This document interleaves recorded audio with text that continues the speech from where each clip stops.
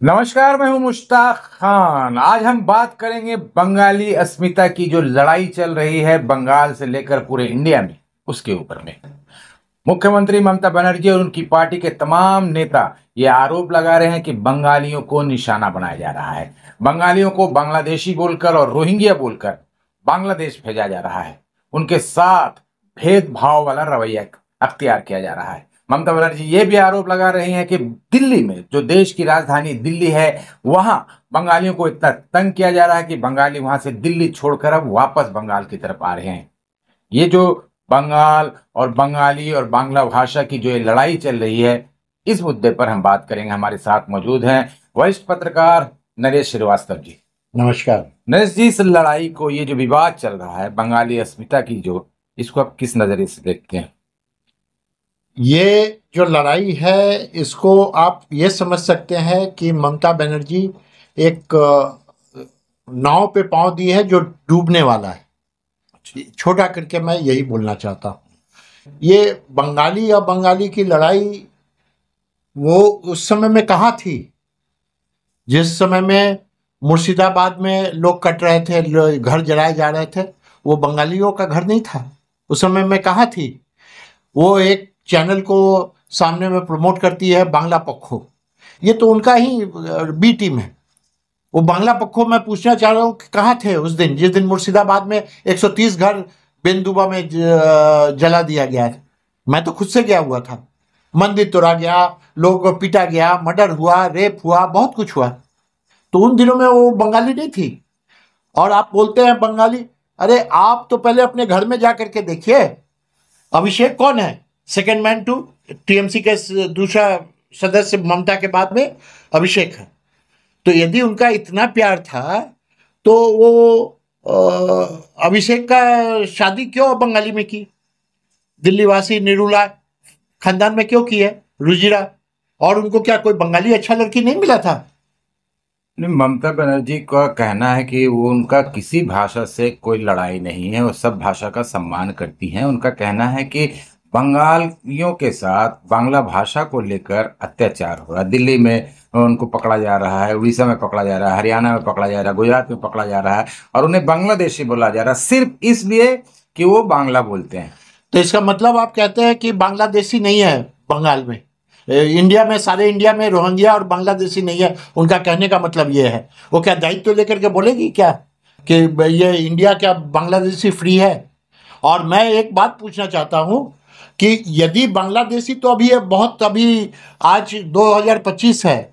आप पुराना देखिए, 2007 या 8 में पार्लियामेंट में उन्होंने स्पीकर के मुंह पे फेंका था वामफ्रंट सरकार के विरुद्ध में कि ये संशोधन आया लाना चाहिए। ये सारा बांग्लादेशियों का नाम लेफ्ट फ्रंट गवर्नमेंट घुसा दिया है। सारे पूरा देश देख रहा था। उस दिन क्या था? लेकिन ममता बनर्जी और उनकी पार्टी का ये भी कहना है कि अगर बांग्लादेशी हैं, हाँ, इंडिया में या बंगाल में रोहिंग्या अगर हैं, तो उसके लिए राज्य सरकार जिम्मेदार नहीं है, बिकॉज बॉर्डर की सुरक्षा की जिम्मेदारी केंद्र सरकार के अंदर में है, बीएसएफ के हाथों में। बीएसएफ जो कि केंद्रीय गृह मंत्रालय के अंदर में। मेरा उससे क्या लेना देना? आप नहीं सीमा की सुरक्षा कर पा रहे हैं, जिसकी वजह से बांग्लादेश से लोग आ रहे हैं, रोहिंग्या आ रहे हैं। ये बेवकूफ लोगों को बनाने के लिए बहुत अच्छा है। ये सारे टीएमसी के नेता भी बोलते हैं किसकी जिम्मेवारी है। बांग्लादेश, ये जो बॉर्डर रखने का बीएसएफ जरूर है बॉर्डर पे, लेकिन एक बार इन्फिल्ट्रेशन करना बहुत आसान है। आपका बॉर्डर सुंदरबन से लेकर करके कहाँ खत्म होता है? त्रिपुरा पे जाके खत्म होता है। सब जगह फेंसिंग है क्या? कितना कितना परसेंटेज जगह पे फेंसिंग है? तो 10%, 20% जगह पे फेंसिंग है। तो 80 पर ममता बनर्जी खुद जगह नहीं देती है। इतना दिन तक जगह नहीं दे रही थी। और जहाँ पे जगह भी है वहाँ पे आपके, यदि इतना खुला बॉर्डर पे यदि कुछ लोग आते हैं तो किस तरीके से आधार कार्ड बनाते हैं? इनके खुद लोग जाली आधार कार्ड बनाने में सहयोगिता करते हैं। राशन कार्ड सभी को मालूम है, इतना रुपया देने से आधार कार्ड जाली बन जाएगा, बन जाएगा। इतना ही नहीं, इन लोगों ने तो काउंसिलर के रूप से में भी बांग्लादेशी को दिया है। आप लोगों ने देखा होगा उस समय में। कहाँ क्या तो फिर वो नहीं है? ये क्या बांग्लादेश बनने दे हम लोग बांग्लादेश उनको उनके बारे में कुछ नहीं बात करें क्या? नहीं, बात करें लेकिन सीमा की सुरक्षा केंद्र सरकार की जिम्मेदारी है। ममता बनर्जी का, उनकी पार्टी का, किसी भी स्टेट गवर्नमेंट का, किसी भी स्टेट गवर्नमेंट का सीमा की सुरक्षा की जिम्मेदारी नहीं है। वो सीधे केंद्र सरकार के अधीन है। तो सवाल ये उठता है कि अगर ये बांग्लादेशी, रोहिंग्या या बंगाली का जो बात हो रही, क्या ये 2026 को जो विधानसभा चुनाव होने वाले हैं उसे लेकर ये राजनीति लड़ाई है, राजनीति मुद्दा है? ये पूरी राजनीति मुद्दा है। ये बंगाली या बंगाली का जो डिवीजन है, आज को मैं खुल करके आपके सामने में बोल रहा हूं कि उनके मन में कहीं ना कहीं ये पता चल गया है कि मुसलमान को बहुत दिन तक हम दूर लिए हैं, अब एक पोर्शन ऑफ मुसलमान उन पर विश्वास नहीं करना चाह रहा है, तो वो ये अंक को मिला रही है। यदि बंगाली या बंगाली में से कुछ को भी भ्रमित करके बंगाली या बंगाली में लड़ाई कर दे तो कुछ वोट, बंगाली का वोट जो हमारे ओर हम खींच पाएंगे और इलेक्शन जीत पाएंगे। उनका ये मुसलमान से दहशत है, ये इनडायरेक्टली उनको मुसलमान से एक थ्रेट मिल रहा है।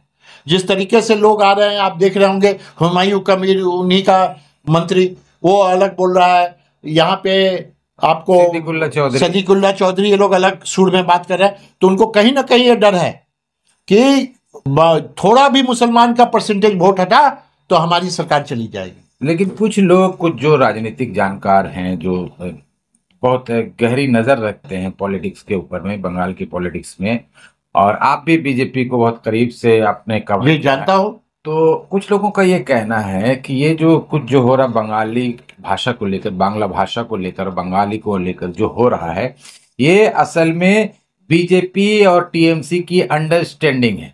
बीजेपी ने ये हथियार खुद जानबूझकर ममता बनर्जी को दिया है ताकि ममता बनर्जी बंगाल में बनी रहें, और जिस तरह से ममता बनर्जी कांग्रेस के खिलाफ जो काम बीजेपी नहीं कर पाती है, ममता बनर्जी वही काम करती रहें। अंडरस्टैंडिंग की लड़ाई है, ये आप क्या बोलते हैं? देखिए, ये तो निश्चिन्त है, बंगाल में कांग्रेस और वाम फ्रंट आज के दौर में निश्चिन्त है। कल को क्या होगा मेरे को नहीं मालूम है। मैं किसी को क्रिटिसाइज नहीं करता हूं कि वामपंथी लोग खराब है या कांग्रेसी खराब है, लेकिन आज के दिन में, आज के दौर पे बंगाल में अस्तित्व उनका नहीं है, जीरो है। तो इसमें भाजपा को कोई विशेष लाभ नहीं पहुंच सकता है। हो सकता है अंडरस्टैंडिंग, लोग बोलते हैं, कभी कभी ऐसा लगता भी है कि अंडरस्टैंडिंग है, लेकिन इससे उसकावा, इससे बीजेपी भाजपा का क्या लेना देना है कि एक बंगाली और नॉन बंगाली में हम लड़ाई करवाएं।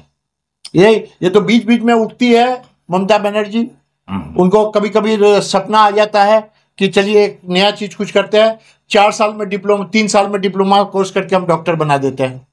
मेरा कहने का मतलब है कि आप अपने घर में बहू लाती है नॉन बंगाली, बांग्ला से बाहर, इवन लोग कहते हैं कि थाईलैंड में रुजिरा का जन्म है, कहते हैं ऐसा, मेरे को नहीं मालूम है। तो आपको इंडिया से चले जाते हैं आप थाईलैंड, अपने घर का मामला में आप के घर में कोई बीमार पड़ता है तो दूसरे स्टेट में जाकर के अभिषेक अपना आँख का इलाज करवाता है, अमेरिका में दूसरे नेशन में जाकर के करवाता है। और आप बात करते हैं कि 4 साल में डॉक्टर बनाए, कैसा होगा? तो वो उसी डॉक्टर से इलाज करवाएंगी तो अपना, मेरा प्रश्न ये है कि उसी तरीके से है। आप बाहर में मारिए फुचका वाला को और किसको पकड़ करके आप मरवाइए किसी के थ्रू, आपको बंगला पक्षों के थ्रू जलील करवाइए और अपने अब बंगाली के साथ में मौज करिए। लेकिन बहुत सी ऐसी घटनाएं भी सामने आई हैं जहां पर वैलिड डॉक्यूमेंट्स होने के बावजूद बंगाल के नेटिव वो लोग सिटीजन थे, यहाँ के रेसिडेंट थे, उनका वैलिड डॉक्यूमेंट दिखाने के बावजूद उनको बांग्लादेश भेज दिया गया। फिर जब वहां से राज्य सरकार ने कोशिश की तो फिर वहां से बांग्लादेश से फिर उनको वापस लाया गया। तो इस तरह का सिर्फ उनके साथ सिर्फ इसलिए हुआ है कि वो बांग्ला बोलते हैं। बांग्ला बोलने का मतलब तो ये नहीं है ना कि बांग्लादेशी हैं, बंगाल की भाषा है बंगाली, बांग्लादेश की भाषा भी बंगाली है। तो बांग्ला बोलने का मतलब है अगर यहाँ के बंगाल बोलते हैं तो बांग्लादेशी थोड़ा। मेरे को नाम नहीं याद आ रहा है, मैं एक मीटिंग में, एक प्रेस कॉन्फ्रेंस मीटिंग में कोलकाता प्रेस क्लब में था, जहाँ पे लोग भूल तथ्य देकर के बतला रहे थे, लोगों को समझा रहे थे कि हमारे बंगाली, उससे मात्र 22 लाख बंगाली कोलकाता के बाहर में है, ऑल ओवर इंडिया है, वेयर एज बाहर के लोग 3 करोड़ 4 करोड़ बाहर के लोग हैं यहाँ पे। गलत तथ्य। तथ्य गलत है। एकदम। आप ये बोलिए 22 लाख रुपए, 22 लाख लोग जो सरकारी नौकरी में और ऐसे है, अलग बात है। मेरे ख्याल से मजदूर यूनाइटेड, तबका जो है, सुनिए, हाँ। मेरा कहने का मतलब है कि देखिए ये भारत है, भारत में कोई सीमा विभाजन नहीं होना चाहिए। बंगाल, पंजाबी, महाराष्ट्रियन, यदि राज ठाकरे के लोग करते तो वो भी बीच बीच में गलत करते हैं, सस्ता राजनीति करते हैं। आपको ये समझना होगा कि बंगाल से बाहर काफी बंगाली लोग हैं। आजकल तो इनफैक्ट ट्रेंड हो गया हुआ, आप अस्वीकार नहीं कर सकते हैं कि लोग पढ़ाई के लिए बाहर जाते हैं, सेटल कर जाते हैं, आउट ऑफ इंडिया भी जाते हैं तो बंगाली लोग सेटल कर जाते हैं। मेरा काफ़ी सारा मित्र है जो लोग हायर स्टडीज कर करके प्रोफेसर हो गया है इंग्लैंड में, ठीक है ना। ये अभी इन दिनों एक चीज देखा जा रहा है, सिर्फ बंगाल की बात नहीं है, इंडिया के कई स्टेट्स में ये भाषा की राजनीति आप देखेंगे। महाराष्ट्र में हो रहा है कि वहाँ मराठी बोलने होगा, वहाँ पर बैंक में जाके हंगामा किया जाए, रेलवे स्टेशन पे हंगामा किया जाए। कर्नाटक में ये चीज़ हो रहा है। और अब वही चीज़ जो जहर बांग्ला पक्खो बो रहा था, वो जहर अब जो है पेड़ बन गया है, पेड़ बनता ये तो पेड़ तो चीफ मिनिस्टर ममता बनर्जी बनाई है, इसको सींची है, अपने गले से लगाई है, इसमें खाद डाली है, इसमें पानी डालती है, ये तो खुद अपने लिए। आज को वो मुख्यमंत्री नहीं रहेगी तो यही लेके डिस्टरबेंस करवाएगी, ऐसा मेरा मानना है। तो आपको क्या लगता है कि ये लड़ाई कहाँ तक जाएगी और इसका क्या परिणाम होगा? यदि राज्य चेंज होता है, आप देखिए कि सारा चीज कंट्रोल में आ गया है। इलेक्शन के बाद वैसे भी कंट्रोल में आना है, राज्य चेंज हो या ना, ये मैं मतलब दावे के साथ बोल सकता हूं। सियासी मुद्दा है, सिर्फ पॉलिटिकल, यस, कंप्लीटली पॉलिटिकल मुद्दा है। तो ये जो बंगाल और बंगाली को लेकर जो ये लड़ाई चल रही है, विवाद चल रहा है, एंड नरेश श्रीवास्तव जी का मानना है कि ये कुछ नहीं है, बस एक सियासी मुद्दा है, चुनावी मुद्दा है। चुनाव होते ही चुनाव का रिजल्ट जो भी हो, 2026 में जो भी रिजल्ट आए, सत्ता रहे टीएमसी की या टीएमसी की सत्ता चली जाए, कोई भी आए सरकार में, ये मुद्दा फिर खत्म हो जाएगा। देखते हैं, तब तक हम भी इंतजार करेंगे कि नरेश जी की बात सही साबित होती है या नहीं।